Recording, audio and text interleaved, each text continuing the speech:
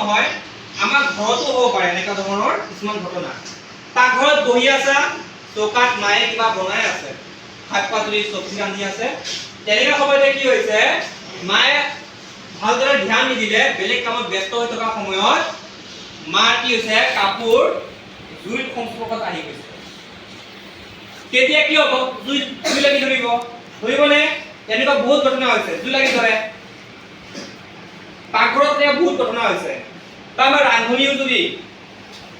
ৰান্ধি থকা অৱস্থাত হঠাতে কিবা কাৰণত জুই পিঙি আহি পেলাই যদি কাপোৰত পৰে হঠাৎ জুই জ্বলি উঠিব পাৰে তেনেকুৱা অৱস্থাত আমি নিজকে বচাব হ'লে কি কৰিব লাগিব কাপোৰত জুই ধৰাৰ লগে লগে আমি কিছুমান ব্যৱস্থা গ্ৰহণ কৰিব পাৰোঁ যাৰ ফলত আমি জুইকুৰা নুমাব পাৰিম যদি ওচৰতে ভিজা বস্তা যদি আছে শুকান বস্তা যেনিবা আছে ওচৰত সেই বস্তা কি কৰিলে আমি লগে লগে পানীত এনেকা ভিজাই দি পেলাই গাত কি মেৰিয়াই দিব পাৰিম বা চাদৰ থাকিলে পানীত ভিজাই পেলাই লগে লগে আমি কি কৰি দিম গাত মেৰিয়াই দিলে কি হয় জুই জ্বলিবলৈ অক্সিজেন গেছ লাগে মেৰিয়াই দিয়াৰ লগে লগে ঢাক খাই যোৱাৰ লগে অক্সিজেন গেছ নোপোৱা হ'ব আৰু কি হ'ব জুই নুমাই যাব আৰু আছে তোমাৰ গাত জুই লাগি গৈছে নহয় মোৰ ইয়াত গাত জুই লাগি গৈছে মই কি কৰিম অকমান আহাটো তুমি আহা ইয়াত কাপোৰত জুই লাগি গৈছে কিন্তু ভয় খাই গৈছে কিন্তু ভয় খাব নহ'ব জুই লাগি দিয়াৰ লগত তুমি অলপ বহি দিয়াচোন বহি দিয়া অকমান শুই দিয়া গাত জুই লাগি গৈছে এতিয়া কি কৰিব এনেকা শুই দিব লাগিব শুই দিয়াৰ পাছত এনেকা লুটিয়াই এনেকা বাগৰি দিব লাগিব এনেকা বাগৰি দিয়াৰ লগে লগে কি হ'ব গাৰ জুইখিনি নুমাই যাব আৰু আমি কি কৰিব পাৰোঁ যদি আমাৰ একো সামগ্ৰী নাই ওচৰত যদি বালি আছে জুই লগা স্থানত আমি বালি ছটিয়াই দিব পাৰোঁ তেতিয়া কি হ'ব জুই নুমাই যাব আৰু কি হৈছে যদিহে বেছিকৈ জুই লাগি যায় আমি নুমাবলৈ কোনো ধৰণৰ ব্যৱস্থা পোৱা নাই বালি ছটিয়াইছোঁ বা আমি এনেকুৱা ধৰণৰ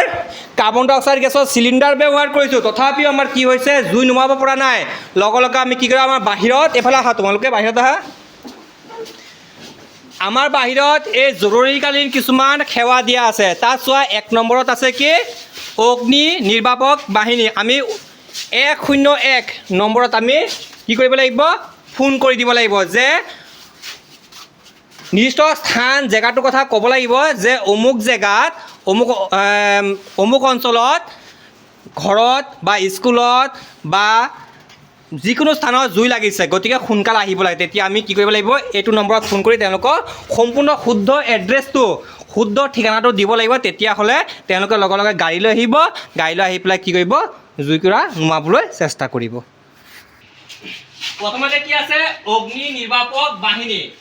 101 ফোন কৰিব কৈছোঁ তোমালোকক হয় নাই তেনেকৈ আৰক্ষী সেৱা নাৰী সুৰক্ষা ৰেল সেৱা চিকিৎসা পৰামৰ্শ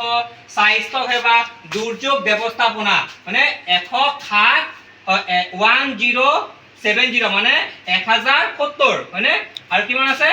1079 এইকেইটা নম্বৰতো তোমালোক ফোন কৰে হঠাতে ভূমিকম্প হৈছে বা কিবা ধৰণৰ দুৰ্যোগ হৈছে তেনেকুৱা ক্ষেত্ৰত আমি নিজকে সুৰক্ষা কৰিব পৰা নাই বা বেলেগক সুৰক্ষা কৰিবলৈ আমাৰ প্ৰয়োজন বোধ হৈছে আমি পৰা নাই লগে লগে আমি এই দুটা নম্বৰত আমি ফোন কৰি পেলাই আমাৰ নিজৰ যি স্থানত আমাৰ দুৰ্যোগ হৈছে বা যি স্থানত আমাৰ ঘটনা ঘটিছে আমি এই স্থানত আমি ফোন কৰি এড্ৰেছটো সম্পূৰ্ণ শুদ্ধ ক'ব লাগিব তেওঁলোকৰ মানুহ আহি আমাক সহায় কৰিব মানুহ আহিব আৰু এইখিনি লগতে আৰু কিছুমান আমাৰ জৰুৰীকালীন সেৱা দিয়া আছে আমাৰ মই অলপ ক'লোঁ জুই লাগিলে 101 ফোন কৰিব লাগিব আৰু নিজৰ শুদ্ধ ঠিকনাটো দিব লাগিব ক'ত জুই লাগিছে শুদ্ধ ঠিকনা এড্ৰেছটো দিব লাগিব আৰক্ষী সেৱা হয়নে যদি আমাৰ প্ৰশাসনিক কাৰোবাৰ যদি আমাৰ সহায় লাগে তেতিয়া আমি 100 নম্বৰত ফোন কৰিম নাৰী সুৰক্ষা কোনো মানে নাৰী বুলি ক'লে ছোৱালী মানুহ হয়নে ছোৱালী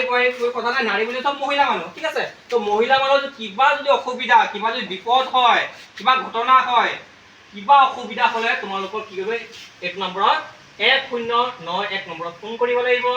ৰেলত অহা যোৱা কৰাৰ সময়ত যদি আমাৰ কোনো ধৰণৰ অসুবিধা হয়, আমাৰ কষ্ট হয় বা কিবা অসুবিধা পালে আমি 1512 নম্বৰত ফোন কৰিম। লগতে আৰু আজিকালি 2 নম্বৰ মুকলি হৈছে।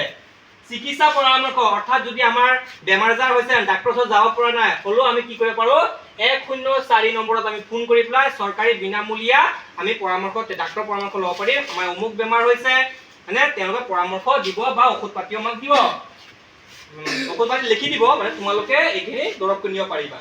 তাৰপিছত স্বাস্থ্য সেৱা হৈছে 108 আৰু 102। এইটো নম্বৰত ফোন কৰিলে আমাৰ গাঁৱতে যিকোনো ঘটনা হ'ব পাৰে, এক্সিডেণ্ট হ'ব পাৰে, বিভিন্ন দুৰ্ঘটনা হ'ব পাৰে, তেতিয়াহ'লে আমি কি কৰিম, লগে লগে 108ক ফোন কৰিম আৰু তেওঁলোকে আমাক কি সুধিব, কোন অঞ্চলৰ পৰা ফোন কৰিছা, তোমালোকৰ ঠিকনাটো বিচাৰিব, তোমালোকৰ ঠিকনাটো শুদ্ধকৈ ক'ব লাগিব। তেতিয়া কি হ'ব, তেওঁলোকে গাড়ী পঠিয়াই দিব। তোমালোকে মাজে মাজে যে এম্বুলেন্স বিলাক সোমাই অহা দেখা পাইছা, হয়নে? এই এম্বুলেন্স বিলাকক ফোন কৰি পেলাই তোমালোকে আনিব পাৰে ঘৰতে, বিনামূলীয়া, কোনো ধৰণৰ পইচা দিবলগীয়া নহয়, চৰকাৰী বিনামূলীয়া। আৰু এই দুৰ্যোগ ব্যৱস্থাপনাৰ কথা ক'লো, দুৰ্যোগ ব্যৱস্থাপনাত কি হ'ব, ভূমিকম্প, বানপানী ইত্যাদি সোমাই পৰিব, হয়নে? এইবিলাক আকস্মিক দুৰ্ঘটনা হৈ যায়, আমি তেনে ক্ষেত্ৰত আমি ফোন কৰি তেওঁলোকৰ সেৱাখিনি বিনামূলীয়াভাৱে আমি গ্ৰহণ কৰিব পাৰোঁ। বুজি পাইছা তোমালোকে?